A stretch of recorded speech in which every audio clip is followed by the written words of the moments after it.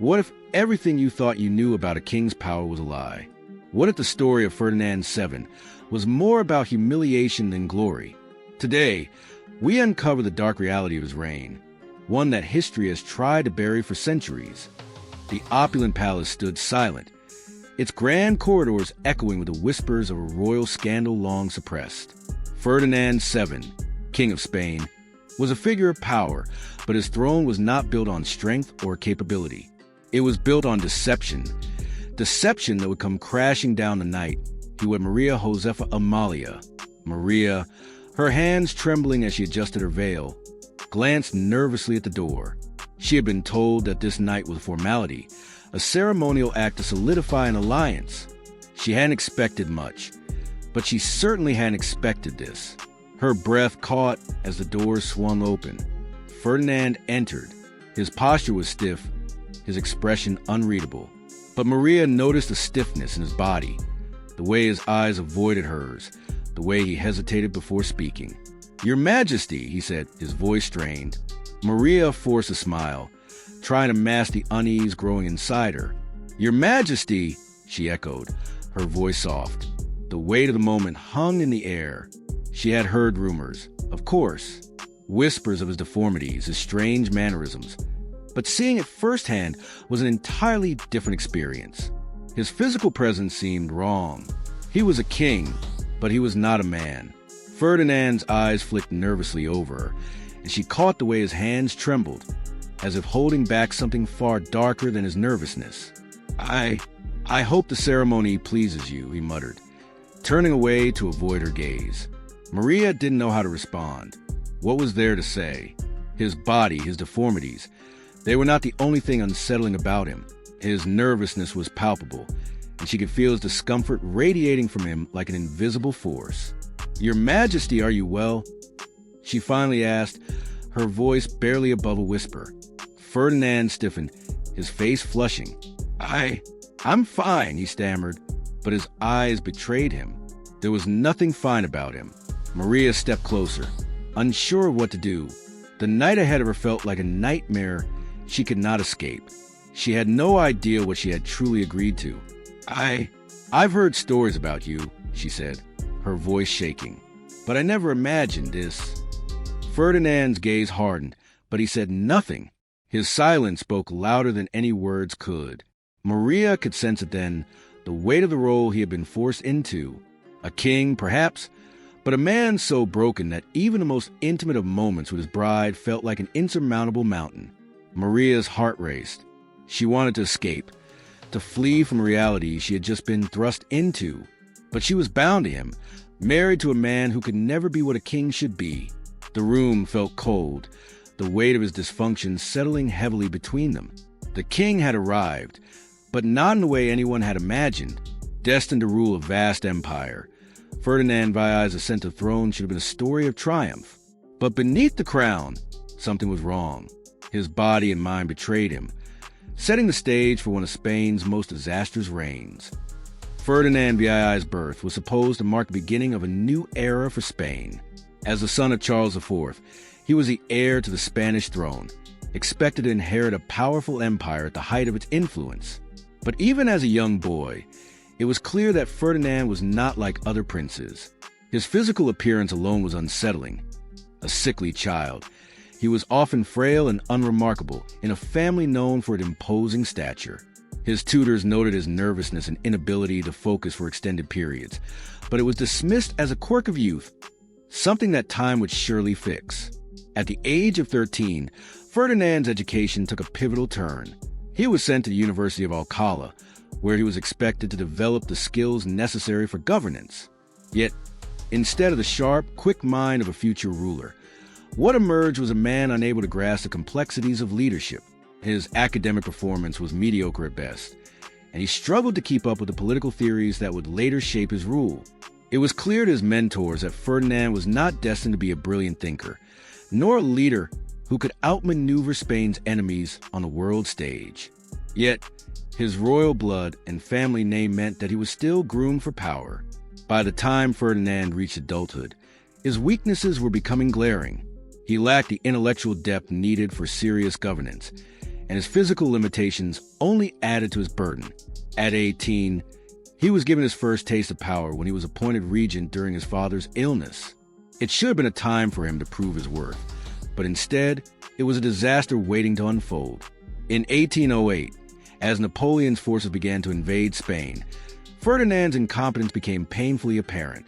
The once proud nation was crumbling, and Ferdinand, ill-prepared and inexperienced, was unable to handle the political complexities of war.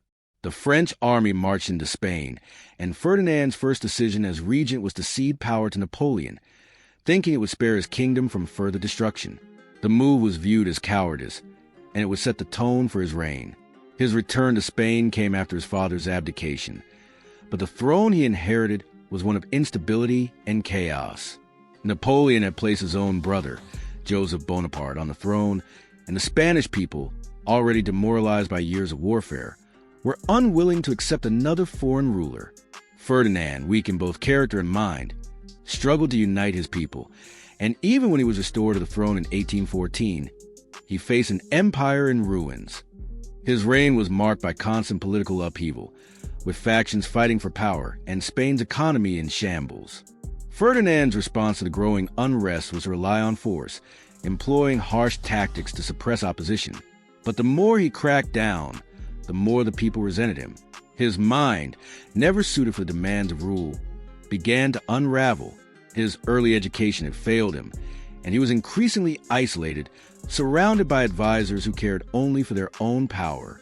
In 1814, Ferdinand swore an oath to the Spanish Constitution, but it was a promise he would quickly break. Once crowned, he disregarded the reforms that had been put in place during his absence, reinstating the absolute monarchy and undoing the progress made by earlier administrations. His lack of vision and the absence of any meaningful reform turned the Spanish throne into an impotent symbol of stagnation. One of the most striking examples of his ineptitude occurred during the later stages of his reign. In the midst of political turmoil and the Carlist Wars, Ferdinand showed little interest in resolving the deep divisions in Spain. His government became increasingly authoritarian, and yet he never managed to secure the loyalty of the military or the people.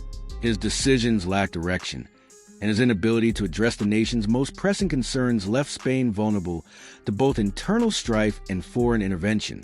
Maria Josefa Amalia, his wife, witnessed the unraveling of Ferdinand's mind and body. She saw him as a man lost in his own kingdom, unable to lead with conviction, never living up to the expectations that had been placed on him as the heir to Spain's crown.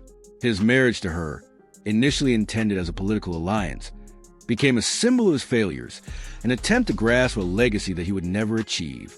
Ferdinand VII was not the king Spain needed. He was a figurehead, a monarch whose reign was more about survival than triumph. He had ascended the throne through no fault of his own, but it was his inability to meet the monumental expectations of kingship that would define his legacy. A monarch who failed not just in body and mind, but in spirit. What was supposed to be a grand union of two royal houses turned into a nightmare. That night, Ferdinand's grotesque failure would shape the future of Spain in ways no one could have imagined. The grand halls of the royal palace shimmered with gold and silk, the sound of distant laughter and music echoing through the corridors. But the night that should have celebrated a royal union was charged with an unsettling tension. Maria Josefa Amalia, her hands clenched tightly around the delicate fabric of her gown, walked towards a bedchamber with heavy steps. She had heard the whispers, the rumors. Her new husband, the King of Spain, was not what she had expected. Her thoughts swirled in confusion and unease. She had been told that marriage to Ferdinand VII was a mere formality. Political, they had said, a necessary union to strengthen the Spanish crown. Yet, she had no idea what awaited her behind the doors of that chamber. No one had prepared her for the horror of the truth she was about to witness. As the doors closed behind her, Maria's breath caught in her throat. Ferdinand stood in front of her, his body rigid, his face pale with nervousness that seemed to permeate the very air. The once grand king, now reduced to a man frail and broken by his own fears, struggled to hide the trembling in his hands. I hope this night is what you expected," Ferdinand stammered, his voice barely a whisper. He stepped forward but stopped short, avoiding her gaze. His eyes darted nervously, as if looking for an escape he couldn't find. Maria stood frozen, unsure of what to say. This man, the king she had married, was nothing like the ruler of Spain she had been led to believe. His body was wrong, contorted in ways she had not been prepared for. She had heard the rumors, whispers about his deformities, his sexual incapacity. But to see it all unfold in front of her eyes was something far worse than she had imagined. The silence between them grew heavy, suffocating. Ferdinand took a deep breath, his chest heaving as if bracing for something he could not face. I'm sorry, he murmured. I never wanted to disappoint you. Maria's heart raced. She could see the terror in his eyes, the humiliation etched into every feature. She had been prepared for the ceremonial union of two powerful houses. But this was something else entirely. Disappointment? She echoed softly, her voice trembling with the weight of the moment. Ferdinand, what is this? His eyes flickered toward her, but he did not answer. Instead, he took a step back, his hands fidgeting with the cuffs of his royal coat, as if the very fabric of his clothes were betraying him. The King of Spain, the ruler of a vast empire, was a broken man. The very foundation of the monarchy seemed to shake under the weight of his failure. Maria, struggling to comprehend the depth of what was happening, took a step forward. This is not what I imagined, not what I was told. Ferdinand's eyes welled with frustration. You don't understand, he said harshly. I never wanted this. I never wanted to be this. This king. But my body, my mind, they failed me. I can't do this. I can't give you what you deserve. The words hit Maria like a physical blow. She had imagined many things for this night, but not this raw confession of weakness, of impotence, of a man whose body and soul were at war with each other. I didn't ask for this, Maria said quietly, the sting of his admission burning through her. Her heart, once filled with the hope of a new beginning, now shattered under the weight of a reality she could never have prepared for. She turned away, her hands trembling as she walked to the window. She could hear Ferdinand's voice behind her, pleading for forgiveness, but she couldn't bring herself to face him again. How could she? How could she face a man who had failed her before they had even begun? And as the night stretched on, one question lingered in the air, unanswered and impossible to ignore. How could Ferdinand VII, the King of Spain, ever rise from the depths of such failure? That night, Maria Josefa Amalia was not just confronted with the reality of her marriage. She was confronted with the disintegration of a monarchy that had once promised power, glory, and strength. Ferdinand's grotesque failure was not just a personal one. It was a blow to the very foundations of the Spanish crown. As she lay awake in the dark, staring out into the night, the future seemed uncertain. What was supposed to be the beginning of a royal legacy was now the prelude to Spain's darkest chapter. The king's incapacity had already begun to set the stage for his fall, and with it, the crumbling of an empire. Ferdinand's sexual incompetence, which had first been hinted at on his wedding night, became a well-known issue in court circles. Maria Josefa Amalia, his wife, struggled to hide her own humiliation as their marriage continued in silence. Ferdinand's inability to perform in the most basic function of a husband had become a public scandal, one that weighed heavily on his mental state. He was haunted by his own inadequacy, and those closest to him noticed the deepening despair in his eyes. In the royal medical records, one can trace the physical and mental toll his body took on him. Physicians documented his frequent headaches, insomnia, and periods of intense mood swings. But perhaps the most striking indication of his decline came in 1814, when Ferdinand became paranoid and erratic. His ministers described his behavior as erratic, moving from bouts of intense rage to moments of complete withdrawal. His once authoritative presence in the court had been replaced by a fragile man, one who would often sit for hours, staring blankly into space, completely disconnected from the world around him. The physical decline of Ferdinand was mirrored by his psychological deterioration. The inability to fulfill his role as king, husband, and leader weighed heavily on his mind. Historians have speculated that Ferdinand may have suffered from what we would now recognize as a form of depressive disorder, possibly compounded by other psychological factors. His constant self-loathing, coupled with his inability to achieve the expectations placed upon him, led him to lash out against those who tried to support him. At court, Ferdinand's cruelty became evident. Ministers and advisors who once served him with unwavering loyalty found themselves discarded at the slightest sign of disagreement. He began to make reckless decisions, ignoring the advice of those who understood the delicate balance of European politics. The once proud Spanish monarchy was now led by a king who could not even trust those closest to him. The public's perception of Ferdinand also began to shift. Once hailed as a rightful heir to the throne, he was now seen as a broken man, incapable of leading his people.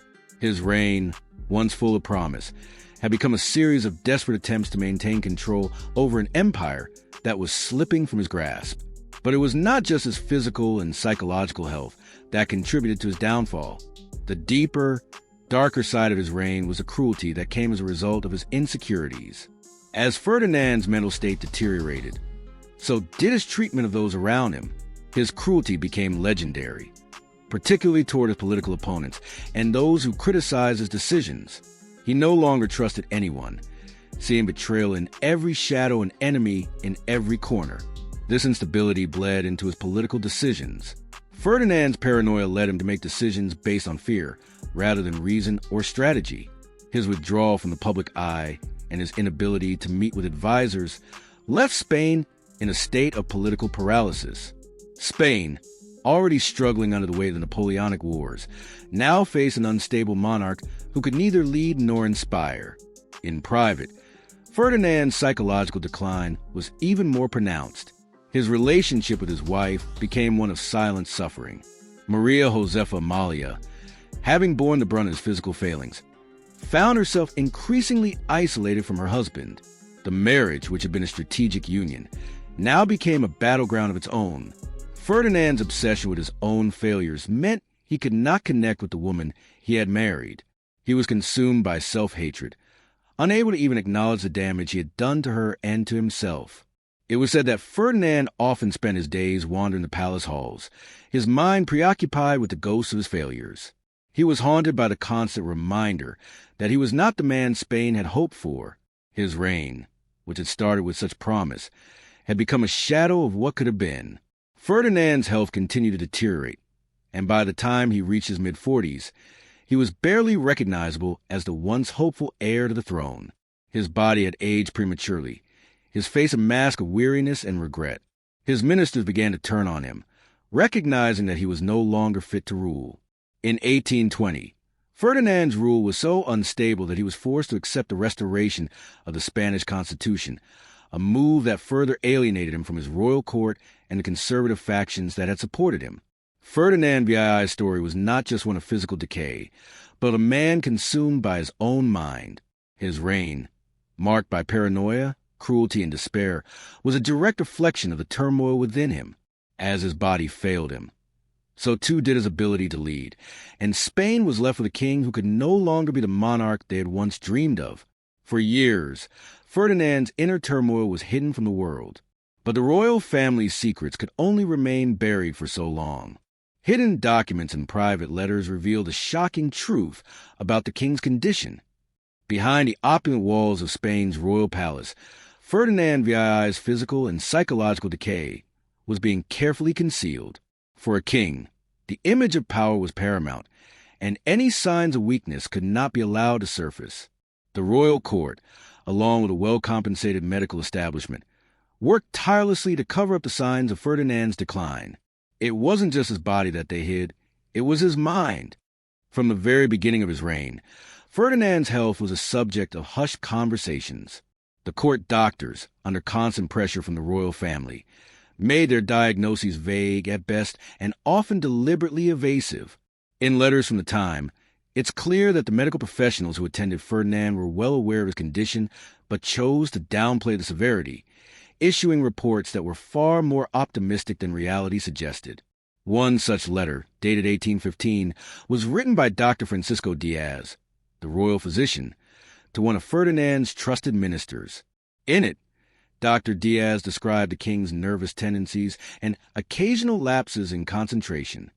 But instead of revealing the true scope of Ferdinand's mental and physical issues, Diaz assured the minister that the king was recovering well from his previous ailments and would soon be fit for royal duties.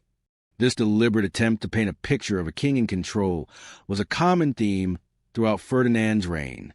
The cover-up was not limited to medical reports. Diaries kept by Ferdinand's close aides provide a chilling glimpse into the extent of the deception. One such entry, written by Ferdinand's personal secretary in 1820, notes that the king had been secluded in his chambers for several days, refusing to meet with anyone. While the secretary mentioned that Ferdinand had been undergoing treatment for a mild fever, it was clear that this was a euphemism for a much deeper crisis.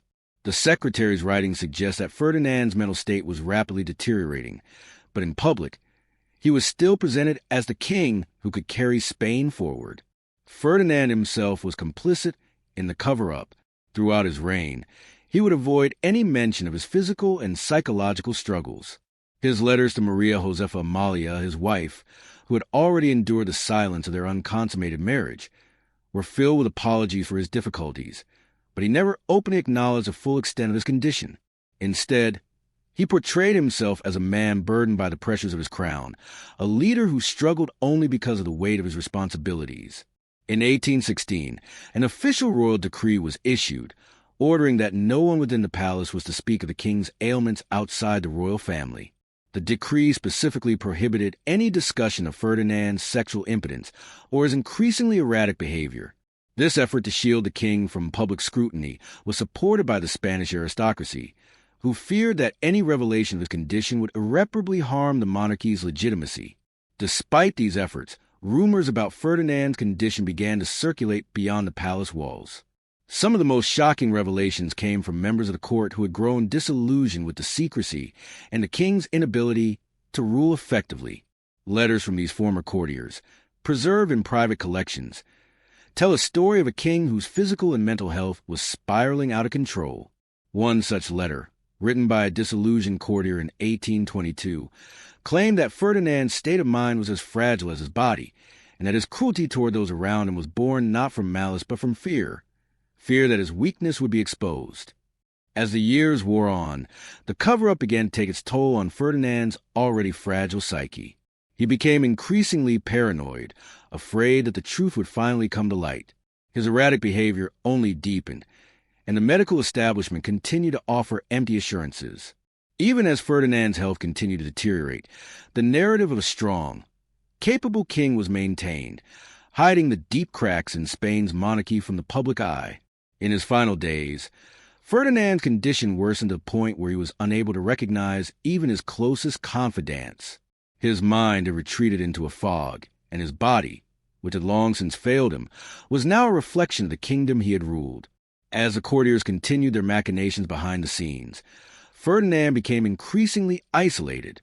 No longer the king of Spain, he was now a prisoner of his own infirmities, a man trapped in a crumbling palace. His every breath a reminder of his inability to lead. At his side during these last moments was his daughter, Isabel, who, although only a child, had already been thrust into the political maelstrom of her father's failing rule. As Ferdinand's health deteriorated, the whispers of succession grew louder. The Carlist supporters, who had long agitated for Don Carlos to take the throne, saw Ferdinand's death as their opportunity to seize power. But Isabel's supporters, bolstered by her mother, Queen Maria Cristina, fought to ensure her ascension to the throne. The chaos that surrounded Ferdinand's death was a stark reminder of the political vacuum that he had left in his wake. When Ferdinand finally passed away on September 29, 1833, Spain was left in ruins, both physically and politically. The king's death marked the end of an era, but it was not the peaceful end of the legacy. Instead, it was the beginning of a bitter and bloody conflict. The country, divided between supporters of Isabel and those loyal to Don Carlos, would soon plunge into First Carlist War, a civil war that would rage for nearly a decade. Ferdinand's inability to unite his kingdom, to secure a clear and stable succession, had caused this division, and his death only deepened the wounds of a fractured nation. Ferdinand's legacy was one of broken promises, lost opportunities, and unfulfilled potential. He had been the king that Spain needed but could not have, a ruler too consumed by his personal failings to ever realize the power he had once held. His physical and psychological decline had mirrored the collapse of Spain's monarchy, leaving behind a shattered country that would struggle for years to find its footing. In the end, Ferdinand VII was a tragic figure, a king whose reign, marred by personal and political turmoil, would forever be remembered as a symbol of failure. His inability to lead, to govern, and to secure Spain's future left an indelible mark on history, one that would be felt long after his death. Spain would never fully recover from the damage he had done, and his legacy would forever be tied to the ruin he left behind.